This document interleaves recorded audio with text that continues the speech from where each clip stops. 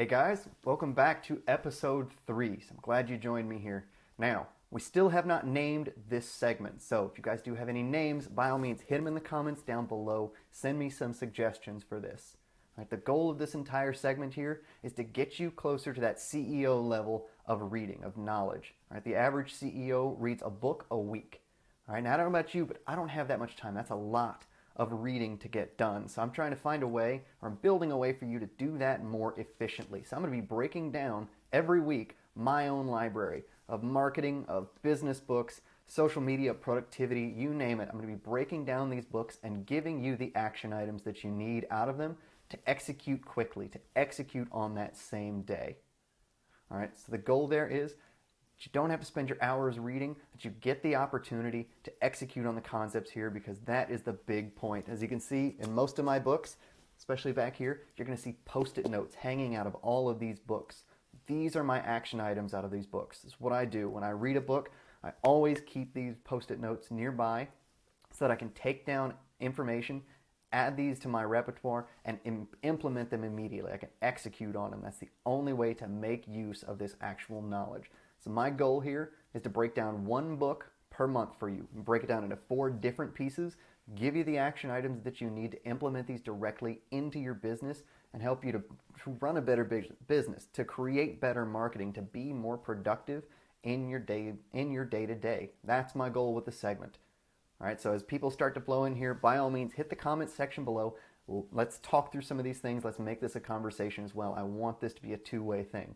All right, so we got one person tuning in. I like it. All right, so as I said, this is episode 3. We're breaking down Jonah Berger's Contagious, a must-read for anybody looking to market a product and market it well. This is the entire goal behind this book, is figuring out what makes certain things catch on while other things fall flat. All right, so what's the best way that you can use this for whatever you're looking to market? If it's your own personal brand, if it's your business, I don't care if it's enterprise level or one-man shop. This is a great book to get you started and teach you the ways that you can get inside somebody's head and stay there.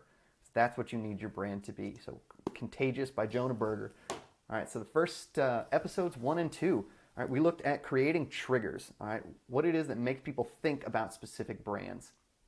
All right, so we looked at how triggers can be used and how you can expand the amount of triggers that your brand actually has. All right, we also looked at practical value. Now I'm going to break out my ruler here because, again, there's a large fat cat next to me. I'm going to smack him as soon as he tries to do anything stupid. All right, we also looked at practical value. All right, so establishing reference points that people have in their own minds about your product. We looked at things like infomercials and why they use value stacking to convince you that their deal is not just a great deal to buy now, but it's a superb deal anyway, why it has so much value, so much better than any other option you're going to find out there. All right, so that was triggers and practical value. This week, we're looking at something even more critical to your brand, and this is storytelling. This is the art of storytelling, and I call it an art because it really, truly is. It's an amazing thing to watch a good storyteller work. I like to pick on my brother Skip. All right, he's the best storyteller you've ever imagined. He's never met a stranger in his life, and he could entertain you with a story about paint drying, I swear to God. All right, but that is the art form in and of itself. All right, and if you want your brand or your product, your service to go viral, to get closer to that viral concept, you have to learn to tell a story well. Now, there's a couple things that you can do, even if it's not part of your favorite art form here. There's a couple things you can do to actually get closer to that. All right, so we're going to dive into storytelling by Jonah Berger in his book Contagious, and figure out how you can add this. So at the end of this, I'll have 4 action items for you about how you can implement this into your own marketing today. So that's the goal. Implement this today. All right, so storytelling, we're all familiar with it. It's what we do. I don't care if we're talking to people at the bar, all right, or we're selling enterprise level services. We all tell a specific story, and we do that for a reason, not just because it's so ingrained in our personalities at this point, but we do this because it's a way to pass on useful information and connect it to somebody else, connect it to the person we're telling the story to. I think about the last time you were at a bar and you were out anywhere and you told a story to the wrong crowd. All right, did it make them angry? Did it put them to sleep? All right, so marketing is the exact same way. We're always looking to tell our stories to the right crowd If you can find that right crowd and figure out what connects best to them, you can actually, you can stay on the top of their minds and you can sell just about anything based on that connection. All right? And that's the goal we're looking for, is to connect these stories about our brand in different ways, in different fashions. All right, so I'm going to look at a couple different examples of what we found, not just in that book, but out and about in real life, stories that I've watched brands tell. All right, so let's go back to take a product here. We're going to take, a Sony camera. When Sony got into the camera section, or we'll just stick with their standard cameras. All right, and the story they told, or the story they created, was about a little kid turning 8 and going to Disneyland for his birthday. Not a whole lot of use for a camera, not a whole lot of connection between that and a camera. Cameras may be around, but that's not a solid connection quite yet. All right, but this was a story between two parents talking, and they're saying, okay, Johnny just turned 8. We took him to Disneyland, and we needed a digital camera to capture the moments, to capture these memories of our son turning 8 or our daughter turning 8 for this entire project. And it was, the camera, it was an awesome camera. The battery lived long, the zoom was great, and we could even share Cinderella's castle from a far off distance. We could share it right from the camera. All right, what this story has done, even with all these seemingly superfluous facts, all these things that are extra in there, we could have talked about shutter speed and battery life and anti-shock and stabilization, all this other junk about our brand that's good, useful information, but it doesn't connect with the users. Do you see where that is? All right, because now, instead of this being a great technical camera, this is a camera that this is a camera that captures memories. This is a camera that should be used to relive the memories of the most important memories of your kids growing up, of their first trip to Disneyland or Disney World. All right, so no longer is it about any of the stats and figures about the product itself. This is about the use case. This is about what it can do to elevate the status of a person, of a parent, what it can do to provide something invaluable to them, which is memory, which is being able to relive something amazing that they went through. All right, little sappy here, but that's the basis of storytelling that we're going to look at. All right, that's the concept we're looking at. Stories are vessels for meaning, is the big one that Jonah Berger likes to harp on. It's vessels for meaning, and your goal here is to understand what specific meaning you need to convey. All right, what is the overall point of your product? All right, and before you do this is one from Practical Value from last week. All right, and if you haven't gone and done this, start thinking about this. Kick this around in your head for a while. Figure out why people actually buy your product. All right, and if you find yourself thinking, that's simple, we're better than our competitor. Well, that's great, but you need to be able to stand alone out there. So if the answer to that question, why people buy your product, contains one of your competitors' names, you need to go deeper. You need to ask why. All right, not why are they buying it as opposed to our competitors, but what's the overall reason? And one of the things they recommend in this book is ask why 3 times. All right, why are they buying this camera? Well, they need this camera to take pictures. Okay, what are they taking pictures of? Why are they taking pictures? Their son just turned 8 and they're going to Disneyland. It's his first birthday. Okay, why is it, his first trip to Disneyland. Why is that important? Well, because we need to be able to take pictures of him, at the castle, meeting all his favorite people. We need a good zoom and we need shareability. This is why it's important. This is how you can get to the bottom of why people actually purchase your product. So there's that practical value in the concept itself. And it's your goal to take that practical value and create a story behind it. All right, now one of the things that I like, this is the term from high school that I remember. Don't ask me why I remember it. But reading all those old boring stories, the classics that every high school student hated to read, and the ones that I'm actually going back and reading more now so that I can appreciate them, all right, is in medias res. All right, and what that means is starting in the middle. And I want you to take that into consideration when you start thinking about how you present a story with your brand. If you've established the practical value, all right, put a user in the middle of that story, and you have a much better chance of gaining their attention and holding on to it until the end. You've seen this in plenty of movies. All of a sudden, we find ourselves in the middle of a battlefield, and our main character is struggling to survive. All right, if we backtracked all the way to the beginning and found him enlisting in the military service, signing papers, something like that, it'd be incredibly boring, and nobody would stick around for the end of that damn story. All right, but if we find him in the middle of this battlefield, all of a sudden we're hooked. All of a sudden we want to know who this guy is. How did he get to the battlefield? Will he survive? What happens after he does survive? We have the opportunity as marketers to build a story from the middle out, and you have a much better chance of capturing and keeping somebody's attention. All right, so we're going to look at 3 different stories here. Actually, we got 4 different stories for you today, and I want you to consider some of the successful ones and then the non-successful ones. I've got a great one from 2004, which you'll actually quite like. But I'm going to start, scandals aside, with Subway. All right, everybody's familiar with Subway sandwiches. I forget their slogan off the top of my head right now, but so scandals aside, I want you to go back to when Subway was a good household name instead of having to do with Jared, because Jared was their best story they ever told. All right, Jared was this incredibly large man, very large man, that would eat Subway every day, and it helped him to lose a couple 100 pounds. He lost massive amounts of weight eating what was considered to be fast food. All right, and Subway used this as an opportunity to rebrand, to retell the story that even though they're technically fast food, all right, that they are a healthy alternative to it.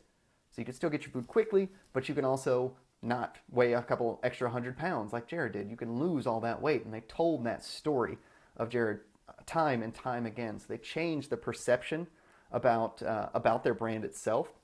They also got the opportunity to associate their brand with an entirely new demographic. All right. After Jared, we started seeing professional athletes and Olympic athletes. One of my favorites, Nastia Liukin. She can do no wrong in my eyes, as far as I'm concerned. But Michael Phelps as well. All right. That was the opportunity to associate their brand, to extend the environment of their brand itself, all right, and start to associate in different ways. So it had a lot of connection to the cause itself, which was social obesity, or pardon me, social cause, which was obesity. Right? And it also expanded their overall brand environment. So it was a great opportunity or a great example of storytelling, despite what happened with Jared.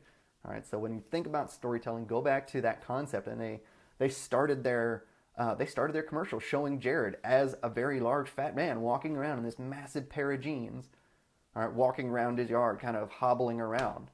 Right, and then they showed him what he is now, wearing the same pair of jeans, and you could fit a whole nother Jared in that pair of jeans and one extra leg. It was unreal. It was a perfect storytelling because it started in the middle, it showed you the end, and then it gave you the value of the brand. All right, so start in the middle of your stories. Think in medias res.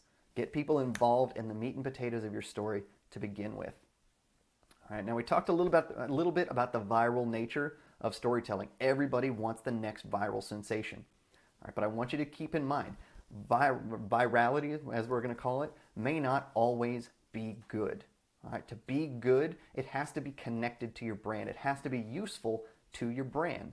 So I'm going to look at 2 different stories here. I'm going to look at Egyptian Panda Dairy, all right, which none of you should be familiar with, but I bet you've seen the commercial I'm going to tell you about. Egyptian Panda Dairy, all right, and Golden Palace Casino, which probably even less of you know about. All right, so let's look at Panda Dairy first off. All right, they start in the middle of their story. There's a dad in a grocery store with his kid going ballistic, screaming on the floor because he wants this dairy product of some sort. I forget what it is. And again, that's a superfluous detail here. All right, it's just the brand we're talking about. All right, and the kid's going nuts, and his dad finally tells him, no, we've got enough crap in the cart. You're not putting that in the cart. We're not getting it. I don't care how much you cry. All right, and enter our giant walking panda. Clearly a man in a panda suit. Not a whole lot of CGI going on here. All right, but the panda walks in, stands at the edge of the cart, stares the man in the face who just denied his child, all right, this product from the grocery store, this branded product, looks at him, doesn't say a word, and flips the cart over, just throws the cart. All right, and the tagline reads, "There's always room for panda," something to that nature. All right, and this commercial went nuts. This story went so viral. People love this walking panda that just destroys this guy's shopping cart. All right, and the glory behind this is involved in a couple different factors. A, it connected to the brand. All right, Panda Dairy, big ass panda. There's your connection right there. But it also connected with the daily lives of its target audience. All right, parents, these are the decision makers. These are the wallet holders. All right, but they wanted to show that, this went to them because every parent, it's either their nightmare or they've been there. One way or the other. They're terrified of being in that grocery store with that screaming child and wondering what the hell is going on. All right, but all of a sudden a giant panda walks in and flips the cart. It turns the whole concept on its head. So this went viral for exactly the right reasons, and it provided a huge boost in their sales numbers. Now on the other side, if we go back to 2004, go back to the Olympics in Athens in 2004, where some nut job ran out into the middle of a diving contest, stripped down to some tights, and had goldenpalacecasino.com written across his chest. All right, and so the first one, the panda, had a smaller audience. They had to pay for all this broadcast. Golden Palace, on the other hand, paid this idiot like 24 grand for the entire process, and he jumped out there in the middle of the Olympics and flung himself off of a 3-meter board in the middle of the process. Now, one is funnier. I'll let you choose which one. In my opinion, the idiot on the diving board, a streaker, is always hysterical to me. I don't care what the sport it is. It's always funny. It's even funnier when it's football and they decide to deck the guy. Hysterical no matter what. This guy, on the other hand, this is known as the fool in the pool. All right, and marketers still talk about this as the biggest guerrilla marketing flop, pardon my pun here, in history, because it had such a wide audience, such a high price tag, all right, but it was such a terrible viral ad. It was terrible because it did it didn't do two things. It made zero connection to the target audience, because this was just for everybody. This was like mass appeal, mass marketing. So no connection to the audience and zero connection to the brand. So lots of people talked about the fool in the pool, this idiot that dove into the Olympic swimming pool and ruined this Canadian guy's dive. All right, so it had huge viral nature. Everybody talked about the concept, but nobody connected it back to the brand itself. So panda, we had a big-ass panda in the grocery store flipping some dude's cart. Fool in the pool, we had this massive audience and lots of chatter, but zero connection to who that audience was and what the product was. All right, huge, huge mistake in the marketing world. And that's what I want you to keep in mind when you talk about finding a way to go viral, is you have to find a way to create some value in that virality. You have to find a way to connect the viral nature to the brand itself, because if you're not, then you're just the fool in the pool. All right, you're just that guy that's throwing himself in the pool with a name on his chest, and it's not going to connect. All right, so you can spend tons of money on this process, and this is where a lot of influencer marketing goes wrong, is when you think, okay, I'm going to enlist PewDiePie or Philip DeFranco or any of these large-scale social media entertainers. All right, if you invest in them, all of a sudden it'll go viral, but if there's no connection to that brand, it's going to fall flat and you're going to waste your money. All right, the last one I want you to look at, and most of us are already familiar with this, is Dove and their concept of real beauty. All right, and this is one of the best one of the best examples I can show you about the process, about creating a good story. All right, so they went through the process. At the time, the social issue was Photoshop for models. It still is. It's still a huge issue. And Dove, in part, attached themselves to this issue because they showed the process. They took a model, had no makeup on, took a picture of her before. All right, then they put her through the entire process, got her professionally made up. Photographer came in, took a bunch of professional shots, set up the fans so she had the windswept look. All right, all this stuff going on. And then they went through the process of photoshopping those ads as well, photoshopping those pictures, and then put them side by side. All right, one was the actual woman herself, and the other was this photoshopped concept of beauty. And Dove got in front of this by showing the behind-the-scenes process, by showing this concept and attaching their brand to it with the concept of real beauty. You know, what is real beauty? Celebrating the uniqueness of every woman. And it was the basis of this massive campaign that's still running today. All right, but this is considered creating a Trojan horse. All right, so everybody's familiar with the concept of the Trojan horse, but adding this to your marketing, all right, allows you to attach your brand to a specific topical issue. All right, and this is a great way to start to go viral, because if you can get in front of a topic of conversation, this goes back to our triggers. This goes back to people are talking about photoshopping of models, the real images of beauty, and all of a sudden now they associate that with the concept of Dove. All right, they associate it with that brand that did so much to illuminate that concept or to bring it to light, to add some extra value or aspect to the process itself. So attaching yourself to something like that is a great way to really start to go viral, a great way to tell a story that helps your brand find a much larger environment to live in and create those types of viral conversations. All right, so Dove did a great job there. All right, so as promised, all right, that covers our concept of storytelling. Now, I can go more in depth than this.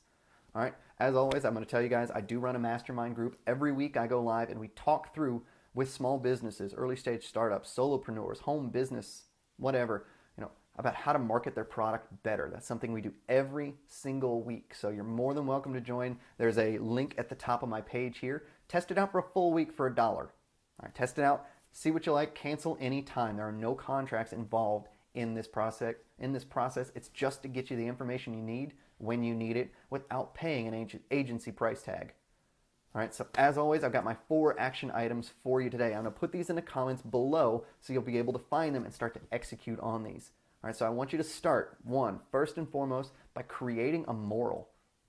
All right, think about that. I want you to create a lesson you want to teach around your brand. So go back to the panda. All right, panda's message is there's always room for panda dairy.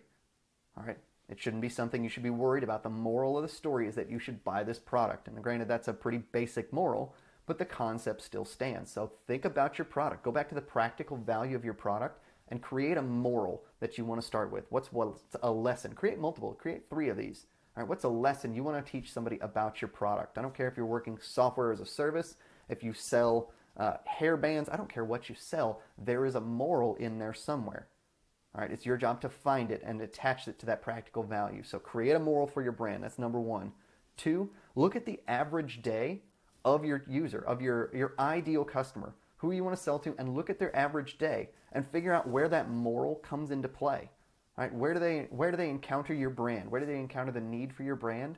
All right, and that gives you the opportunity to show both the before and the after. What does life look like with your product as opposed to without it? It gives you the opportunity to show that elevated status, all right, to lift them out of the massive crowd that's down there below that doesn't have access to this product. Show them what that looks like. All right, so that's create a moral, look at their average day to apply that moral. All right, number 3, build a Trojan horse. All right, this may not be, and I'll say this right now, this may not be for everybody. If it's not for your product, not for your brand, that's fine. But if you have the opportunity to attach your brand to a current moral or emotional issue, take the opportunity, build a Trojan horse so that gets people, if they're already talking about that topic, get them talking about your brand as well. Build a Trojan horse, build a story around that social issue. So just like Dove did with the concept of real beauty, think about what it's going to take, or pardon me, what social issues are out there that you can attach your brand to. And number 4, dear Lord, just like the fool in the pool, do not go viral for viral's sake. This isn't so much an action item as a warning. All right, don't just think that the concept of going viral is good for your brand, because it can easily waste you a lot of money and a lot of time if there's no connection. All right, so if you're going to try for something viral, create some viral piece of content, all right, find a logical connection to the brand itself. It always has to direct back to your brand. Find a way to attach that. All right, just because it's written across the idiot's chest who crashes the Olympics doesn't mean that it's going to get the results that you want. Your goal with a viral concept is to stick in somebody's mind. All right, so make that logical, obvious connection back to your brand. Find a way to do that. All right, so those are your 4 action items on storytelling. All right, now every Wednesday we're going to be doing this segment. Hopefully we get to actually name this thing here soon. I know everybody's going on vacation, going on holidays, Christmas breaks right now. So everybody's going to be a little bit off, but we're still going to be going live every single Wednesday, and we're going to round out Contagious next week. So we're going to round out Jonah Berger's Contagious with our fourth episode here on that book, and then we're going to switch to a brand new book. All right, so I've got Iron Man back here holding quite a few other ones. I've got my Stay Puft Marshmallow Man holding down a couple other ones down here. So we're going to figure out which book we're going to go through, but every Wednesday, live at 1:30, breaking down these books and looking at action items that you can start to implement into your business, into your life, into your marketing. All right, my goal is to get you that much closer to the CEO level reading capabilities without you having to spend the extra amounts of time and money on these books as well. All right, so hit the comments below and let me know what you thought. By all means, share this around. If you got people that can use this information, share this around. Let them join. Let them join in on the fun here. So this is going to be every single week, 1:30 p.m. on Wednesdays, breaking down these books. All right, so I will see you guys next Wednesday. Have a Merry Christmas, and I hope you guys have a great break. Spend some good time with the family.